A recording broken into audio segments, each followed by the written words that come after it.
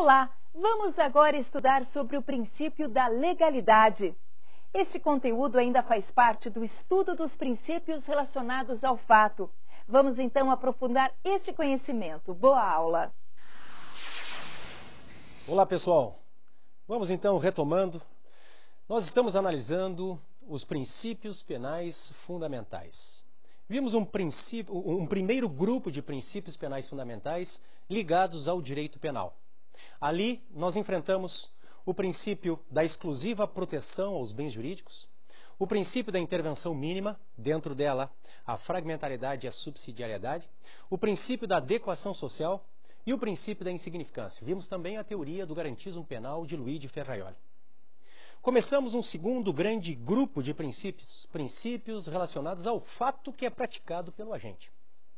Neste segundo grande grupo, nós estamos enfrentando os princípios da materialização do fato, o princípio da ofensividade do fato, acabamos com ele na nossa última unidade, e agora nós vamos iniciar o terceiro princípio relacionado ao fato, o princípio da legalidade. Aqui nós temos que lembrar do brocar do latino nullum crimen, nulla pena, sine lege. Nullum crimen, nulla pena, sine lege. E uma curiosidade, não obstante a sua vestimenta latina, este princípio ele não provém do direito romano, já que inspirado por um alemão, por Feuerbach, por Anselm von Ritter Feuerbach. Lembrem deste nome, Feuerbach, porque ele é o nome relacionado ao princípio da legalidade. Nós vamos começar, me ponha na tela aqui, uma questão de concurso que eu separei para vocês. TJSP. Então, juiz de direito, o concurso é de 2006, a questão é a 29. Assinale a alternativa correta. Letra A. O princípio da reserva legal pressupõe a existência de lei anterior, emanada do poder legislativo, definindo o crime e a pena, sendo lícito afirmar, então, que as medidas provisórias não podem definir crimes e impor penas. Veremos depois, é o nosso gabarito. Letra B. A analogia, como forma de autointegração da lei, ela pode ser amplamente aplicada no âmbito do direito penal. Ela pode ser aplicada, mas não amplamente. Veremos depois. Letra C. O princípio da legalidade admite, por exceção, a revogação da lei pelo direito consuetudinário. Nós estaremos enfrentando o costume aqui, mas o costume não revoga a lei. Portanto, é errado a C também. E a letra D. O postulado da taxatividade, consequência do princípio da legalidade, que expressa a exigência de que a lei penal incriminadora seja clara, certa e precisa, torna ilegítimas as normas penais em branco. Veremos que está errada esta questão, depois eu falo da norma penal em branco. Portanto, o nosso nullum crimen, nulla pena sine lege, possui fundamento constitucional e infraconstitucional. Na Constituição Federal, o princípio da legalidade ou da reserva legal vem previsto no artigo 5º, inciso 39 da Constituição Federal. Não há crime sem lei anterior que o defina. Não há pena sem prévia cominação legal.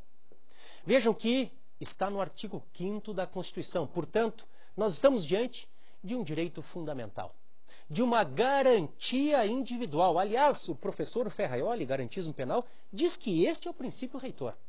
É deste que todos os demais se originam. Esta previsão constitucional, que não há crime sem lei anterior que o define, nem pena sem prévia cominação legal, ela está no artigo 5º da Constituição, mas também no Código Penal, no artigo 1º. A redação é praticamente a mesma. Não há crime sem lei anterior que o defina e nem pena sem prévia cominação legal. Nós temos desdobramentos, subprincípios, postulados, corolários do princípio da legalidade. Temos que enfrentá-los agora. São 4. A lex prévia, a lex scripta, a lex stricta e a lex certa.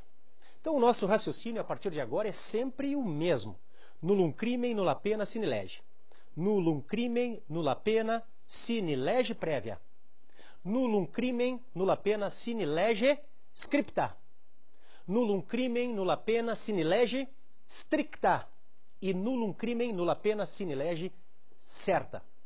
Estes 4 desdobramentos são imprescindíveis para que possamos compreender o princípio, a profundidade do princípio da reserva legal. Comecemos, meus caros, pelo princípio da anterioridade penal, lex prévia. Então vamos de novo. Nullum crimen, nulla pena sine lex prévia. Não há crime sem lei anterior que o defina, e nem pena sem prévia cominação legal. Não é à toa que tanto a Constituição Federal, no artigo 5º, inciso 39, quanto o Código Penal, no artigo 1º, falam nas palavras anterior e prévia. Não há crime sem lei anterior que o defina. Não há pena sem prévia cominação legal. Ou seja, a lei que institui o crime e a pena, ela deve ser anterior ao fato que se quer punir. Nós temos que lembrar aqui desta necessidade de respeito ao princípio da anterioridade, que vem desrespeitada em vários momentos históricos. Como, por exemplo, voltemos a falar um pouquinho lá sobre o direito nazista. Quando é terminada a guerra e há a vitória dos aliados, forma-se, meus caros, um tribunal militar em Nuremberg e outro em Tóquio. Esses 2 tribunais militares, que são formados pelos aliados, pelos vitoriosos, eles são idealizados para o julgamento dos vencidos, seja lá em Nuremberg, os alemães, seja em Tóquio, os japoneses. Tanto o tribunal de Nuremberg quanto o tribunal de Tóquio, eles acabam elaborando as cartas, respectivamente, de Nuremberg e de Tóquio. Até então, não havia formalizados o que eram os crimes contra os direitos humanos. E vejam bem, eu não estou dizendo que não houve crime lá. Claro que houve. As atrocidades nazistas foram totais e ninguém as nega. O que eu estou dizendo é que naquele momento histórico, ou pelo menos até aquele momento histórico, nós não tínhamos de forma formal, de forma específica, na lei, na carta, no papel, o que eram crimes contra a humanidade. Na verdade, pessoal, esses crimes contra a humanidade, eles vêm descritos com a Carta de Nuremberg e com a Carta de Tóquio. Portanto, vocês estão acompanhando o meu raciocínio? Nós temos um tribunal, o Tribunal Militar de Nuremberg, fiquemos com ele, que acaba julgando os réus, os nazistas, com base em crimes que formalmente são criados depois da sua prática. O Tribunal de Nuremberg, como o Tribunal de Tóquio, ele representa não só uma ofensa à vedação da criação de tribunais de exceção. Hoje a nossa própria Constituição Federal, no artigo 5º, Direito e Garantia Fundamental, diz que não cabe mais, não tem mais espaço para tribunal de exceção, como também ao princípio da anterioridade penal. Não se nega a atrocidade nazista. O que se diz é que, na verdade, formalmente, aqueles crimes pelos quais foram julgados os nazistas, formalmente foram criados após a sua prática. Nós não tínhamos este espírito que se tem hoje de uma lei penal internacional, de um TPI, de um Tribunal Penal Internacional. Fica, portanto, a minha crítica. Aliás, o TPI, o Tribunal Penal Internacional, que vem criado pelo Estatuto de Roma, lá em 98, ele também tem uma data de sua incidência. Ou seja, o Tribunal Penal Internacional, criado pelo Estatuto de Roma, ele só pôde funcionar a partir de 1º de julho de 2002. Nós estaremos aqui no encontro específico sobre Tribunal Penal Internacional. Então vejam, nós temos de novo que respeitar esta anterioridade, seja no âmbito interno, seja no âmbito internacional. Ok?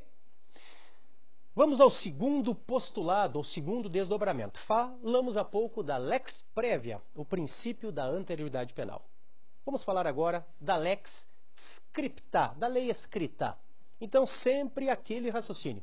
Nullum crimen, nulla pena sine lex scripta.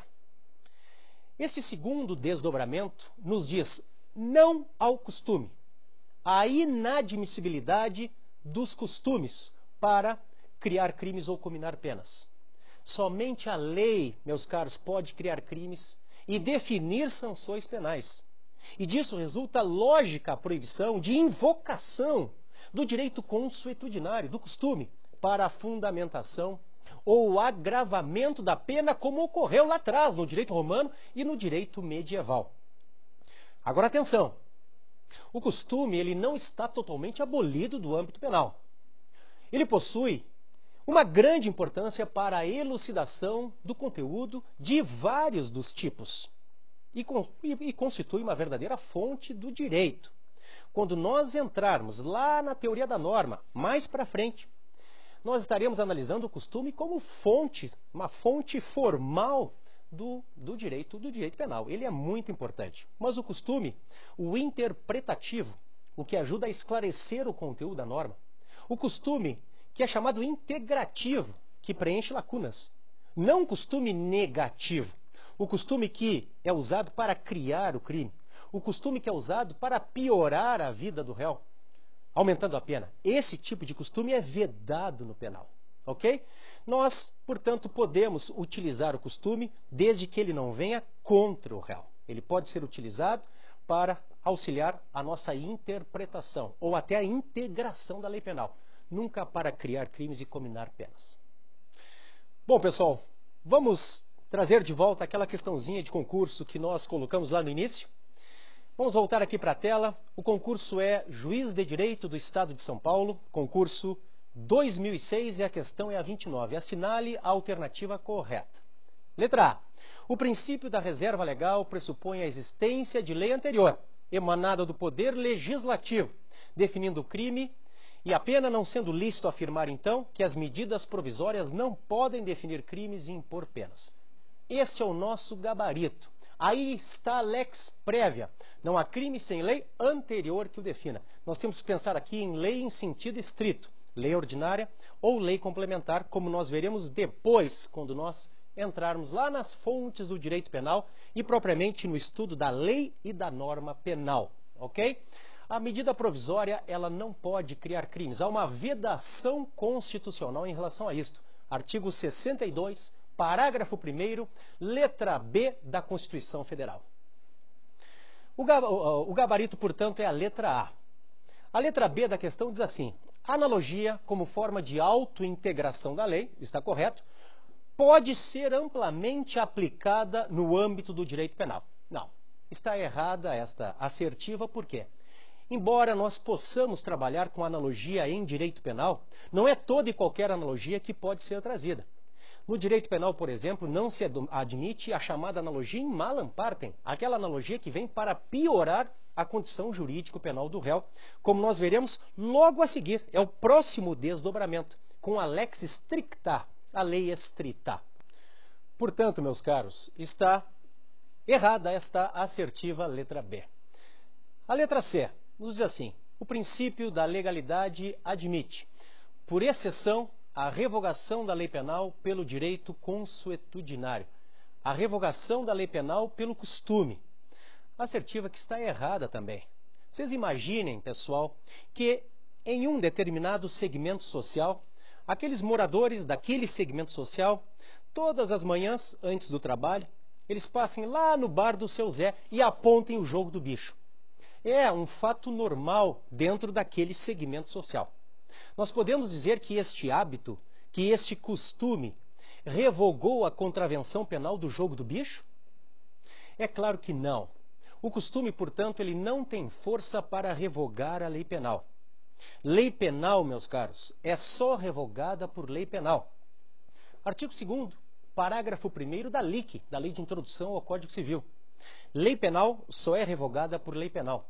Costume não revoga a lei penal.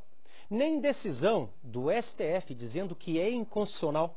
Esta lei ou um dispositivo dela tem força para revogá-la. O plano é outro, é o da eficácia. Lei penal só é revogada por lei penal. Voltamos aqui. Letra D. O postulado da taxatividade, consequência do princípio da legalidade, que expressa a exigência de que a lei penal incriminadora seja clara, certa e precisa, torna ilegítimas as normas penais em branco. Por vezes, meus caros, alguns tipos penais estão incompletos e são complementados por outras leis ou por atos administrativos.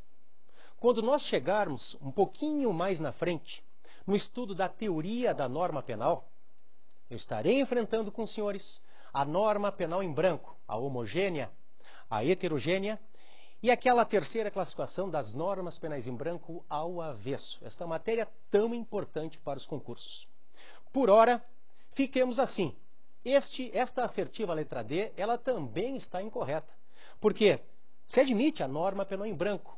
Aliás, alguns dizem é necessária a norma penal em branco para dar até um dinamismo ao ordenamento. Ou seja, nós temos aquele mínimo de determinação, que está definido ali no tipo penal, com a possibilidade de que o seu complemento, e somente ele, se dê por um ato administrativo do chefe do Poder Executivo, por exemplo. Portanto, é perfeitamente admissível a norma penal em branco. O nosso gabarito é a letra A. Estamos encerrando mais esta unidade e voltaremos ainda com o princípio da legalidade no seu desdobramento lex stricta, lei estrita, e a questão da analogia. Ok? Tchau! Muito bem, começamos a ver nesta unidade alguns desdobramentos do princípio da legalidade. Vimos sobre a questão da anterioridade penal e da inadmissibilidade dos costumes. Ainda vamos seguir com o nosso estudo sobre os desdobramentos do princípio da legalidade. Por isso, sugiro que revise este conteúdo para não passar nenhuma dúvida. Nos vemos então em outra unidade. Até lá!